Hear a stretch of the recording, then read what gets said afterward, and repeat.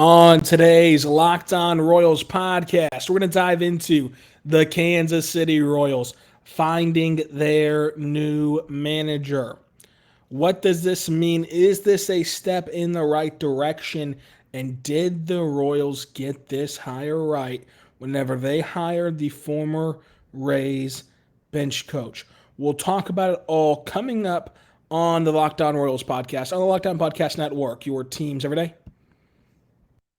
You are Locked On Royals, your daily Kansas City Royals podcast. Part of the Locked On Podcast Network, your team every day.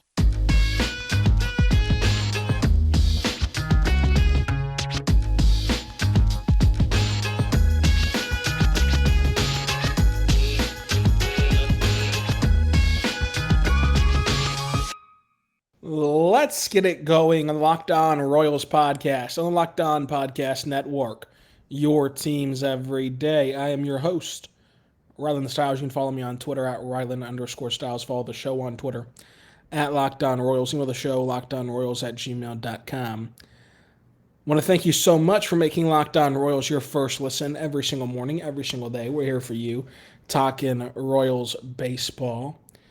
For your second listen, go check out the Locked On MLB podcast, which is getting you set for the World Series, which shifts over to Philadelphia tonight, Tuesday, because it got rained out on Monday tonight. So check it out on the Locked On MLB podcast.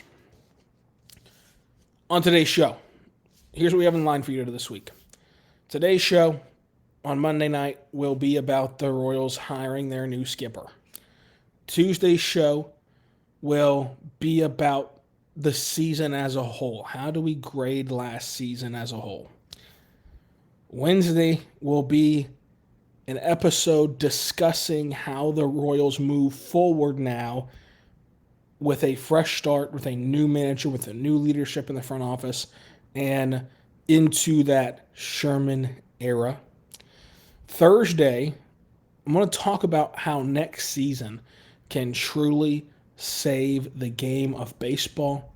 And on Friday, let's have some fun. Let's talk about the offseason as a whole in the sense of what is out there for the Royals to go explore and what do winning teams need that the Royals don't have right now. So let's look at the playoffs. Let's see what those playoff teams have in common, and do the Royals have whatever that thing is on this roster, and how do they acquire it if they don't? We're going to talk about that on Friday. So a jam-packed week at Locked On Royals. Make sure you subscribe across all your podcasting platforms so you never miss an episode, including on YouTube. Let's get into the Royals hiring their manager. So the Royals fire their pitching coach. They fire their manager. They fire their general manager, president of baseball ops, Dayton Moore. And so far, they've hired a skipper. It will be Matt Quatraro, I believe is how you say it. But we'll learn more about how to say it at the whenever we hear it said at the press conference and things of that nature. And look, I want to preface all of this with no one truly knows how good Matt Q will be. We can have opinions, we can have ideas, we can have thoughts, but we just don't know. So let's all agree that we will not resurface this episode in 4 years and use it on Old Takes Exposed. Okay? Can that be off the table for a second? Can we just talk candidly and speculatorily without the fear of that? Because I think that this is a really great hire. I've been saying for the last 3 years of this podcast that the Royals need to shape their team, need to shape their organization like the Rays, like the Guardians, right? What'd they do? Their new owner has formerly been with the Guardians. Their new manager has formerly been with the Guardians and the Rays. JJ again, I want to say with JJ, I understand the crutch that you want to put on him or the narrative you want to put on him of, oh, he's just Dayton Moore Jr. But I would warn you, there are often situations that I'm sure you've been in yourself where you might like your boss as a person, you might think that your boss is a great person, but you don't think that their ideas or their way of handling situations is correct. So I want to lend that same credence to JJ Picollia. He might not have agreed with what Dayton Moore was doing on the baseball field, but what is he going to do? He is below Dayton Moore, and Dayton Moore is his boss. I mean, he can't really hold on to that. But the way that Sherman talked at that press conference, the move that he made in hiring this GM and hiring this manager, it feels like the Royals are going to be more like the Rays and Guardians. Now, what does that mean? It means trying to find value in the margins. And that happens top down, executively, managerially, and players wise. It means no longer holding on to guys just because they've been here for a long time. If there's value out there to trade a guy like Whit Merrifield 2 years ago, whenever he's just on a on a tear, on a heater, and everybody wants him, and hey, this team isn't going anywhere. This team isn't going anywhere. It's not a good team. Let's trade him right now. Our fans are not going to like it. They're going to miss two-hit Whit. But in the long run, they will like it because in the long run, it'll produce more winning. It feels like this new regime, and I'm counting Sherman as a new regime, even though he's been here for a long time, and a long time being like, 3 years, 2 years? I'm counting him as a new part of this without Dayton Moore there. It feels like they're going to be more emotionless in their decision-making on the field. You still want them to be good people, and you still want them to employ good people, but emotionless in the sense of, again, let's use Whit Merrifield as an example. You could have traded Whit Merrifield 2 years ago to an all-time high and got back a return that truly impacts the future of your organization. Instead, you trade him whenever he is quite literally at the lowest value point of his career, of his entire career. He had his worst season in every offensive category. He had his worst season in every defensive category.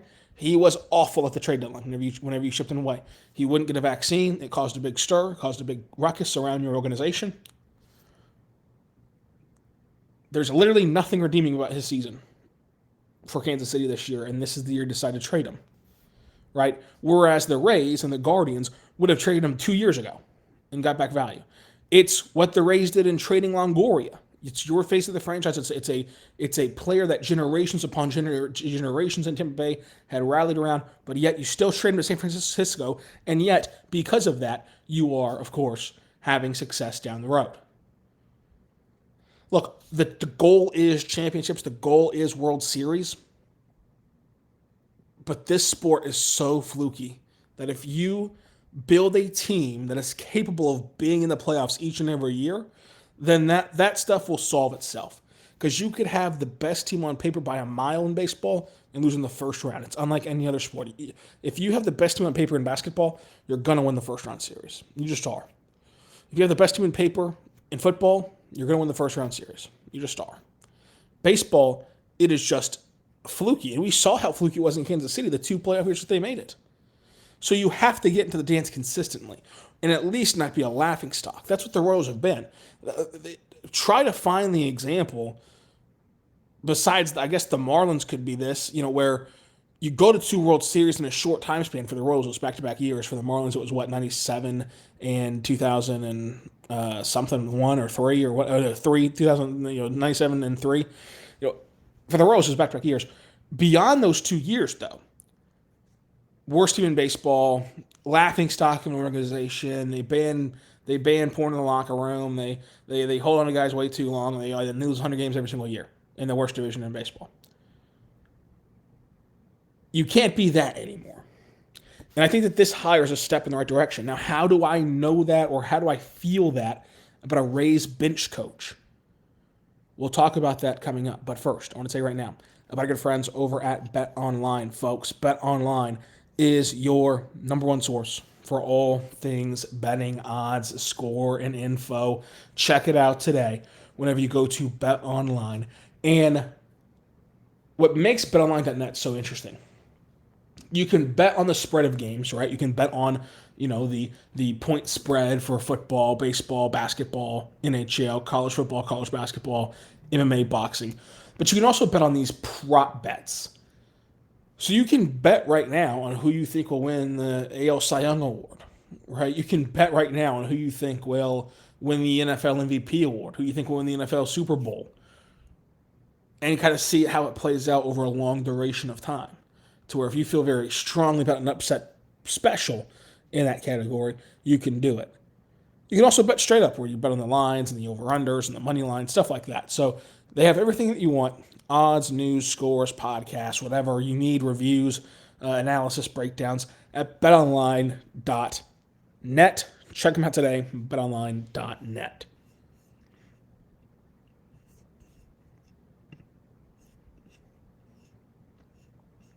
We are back on the Locked On Royals podcast, on the Locked On Podcast Network. Your teams every day. Thank you so much for making Locked On Royals your first listen every single morning, every single day. We're here for you talking Royals baseball. For your second listen, go check out the Locked On Sports Today podcast. The Locked On Sports Today podcast is a podcast breaking down the biggest storylines from beyond the scoreboard. It's going to go behind the scenes for you Monday through Friday. 30 minutes or less, you get every single big storyline from every single sport. It is a great way to keep up with sports across these leagues, because we know we get so invested in our favorite leagues like the NFL and our MLB in Kansas City. And maybe you want to keep up with the news of the NBA or of college sports, and then they can help you do that at Locked On Sports Today. Check it out today, Locked On Sports Today, wherever you get your podcast from. Now, whenever you look at this hire, it's to circle it all the way back after giving all that prefix. When you look at this hire at the end of the day, it is a bench coach. You have hired a Rays bench coach that no one knows how good, no one knows how bad that he will be. Matty Q could be the next legendary skipper that has a statue in left field. He could also be, a total dud that is fired in 4 years. We just don't know. But by all accounts, this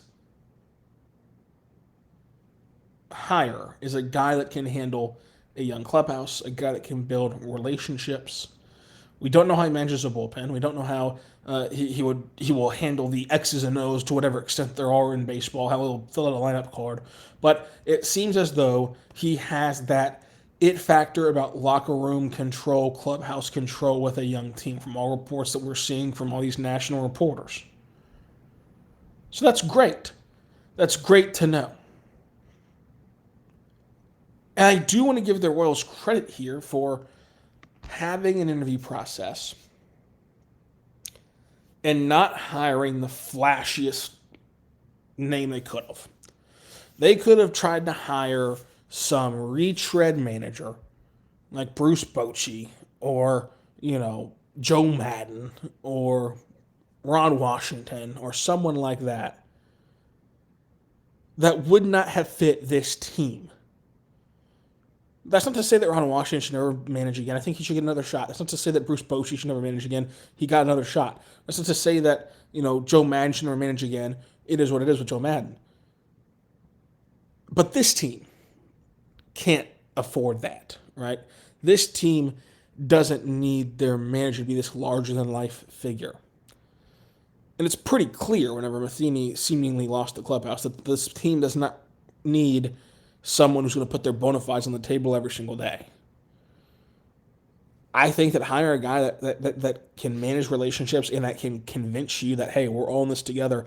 We're all chipping away at our goals together. I'm trying to be a big league manager for a long time. You're trying to be a big league player for a long time. How can we help each other reach our goals? Having that more peer feeling than that superior feeling, I think will do good for the Royals, because I think that baseball coaching is mainly about that relationship factor and mainly about the feeling you get than X's and O's and drawing up a great game plan for how you're going to attack Mike Trout. He's either going to hit the ball or he's not, folks. I mean, yes, there's more detail than that, but it's not the same as drawing up a a complex offense in football or basketball or defensive scheme on how to take their best player out of the game in either sport. Like, it's mainly just you versus them at that point, right? Once you get on the field. And yes, he's going to figure out how to manage a bullpen, whatever. But he's been a part of winning staffs. He's been a part of overachieving teams, which let's face it, more often than not, the Royals, to be good in a small market with not enough money to spend and any of that good stuff, they're going to have to, when they're good, overachieve. It's Jeremy Guthrie overachieving, right? It's Jason Vargas overachieving, right? It is all these. It is Kendrys Morales coming back and having a career year after a historic injury and overachieving.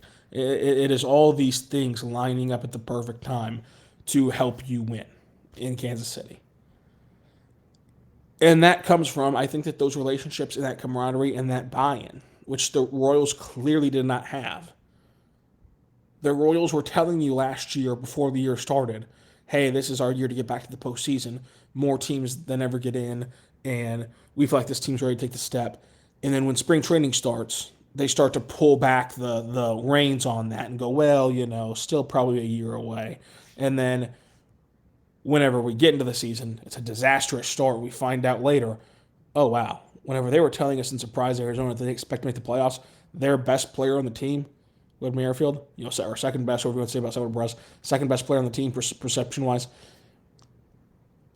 didn't get vaccinated and didn't care and said that he would get vaccinated for a continuing team but not get vaccinated for this team. Wow, he had no buy-in. He had no care. He was checked out. He didn't care about that rah-rah stuff anymore. Remember how important last year was, which is why I'm going to talk about that a lot tomorrow.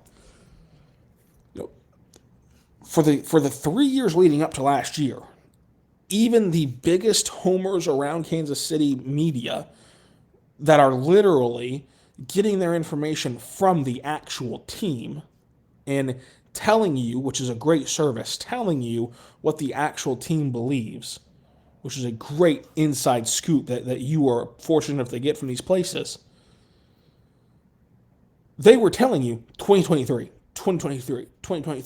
for, I'm sorry, 2022, for all these last few years here, for all these last 2, 3, 4 years of this rebuild. Then we get here and they go, actually it's going to be 2023. And they kind of shy away from that. Because no one bought into that my way or the highway, Mike Matheny's larger than life, he's a rah-rah guy. No one bought into that on last year's team. So you don't need a been there, done that guy. You don't need a rah-rah, flip the spread guy. You don't need a joke cool guy. You need an actual relatable manager that I think that Matt Q can be.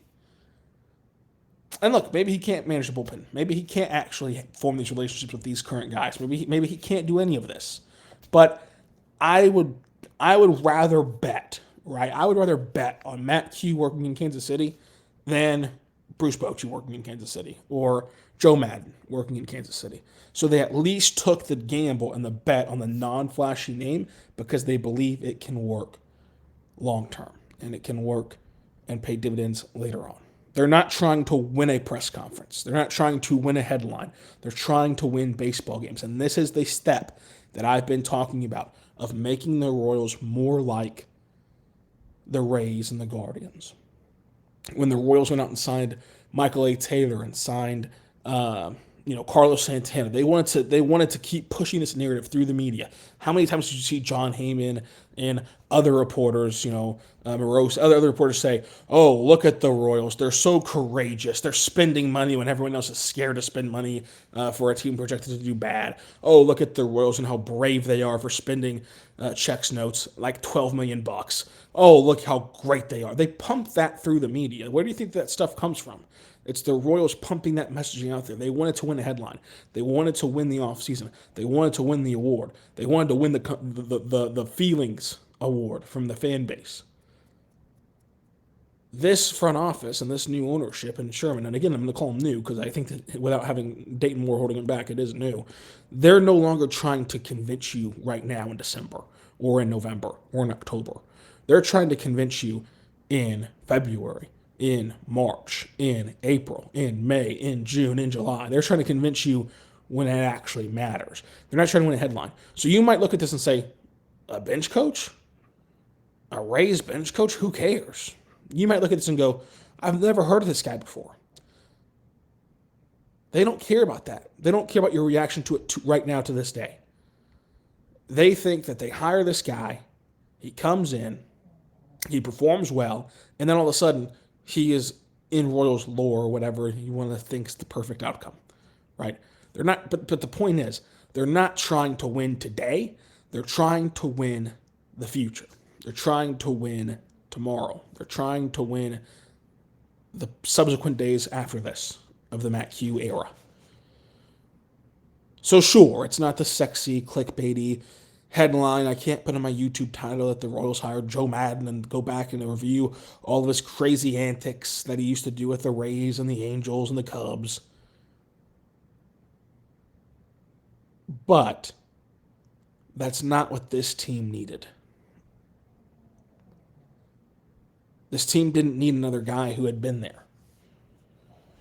I'm interested to see how this team grows together, develops together, works together, builds together, and what this new regime looks like.